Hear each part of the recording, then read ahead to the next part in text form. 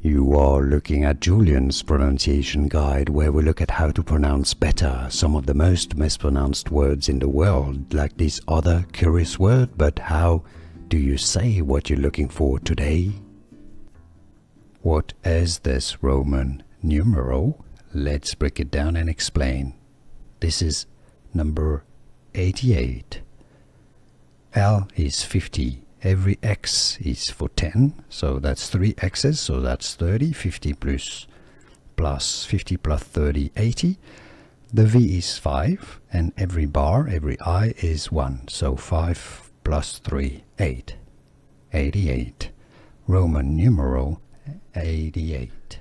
Here are more videos on how to pronounce more confusing words and names too many mispronounced. Like this video if you found it useful. I appreciate your support. I'll see you soon and thanks for watching.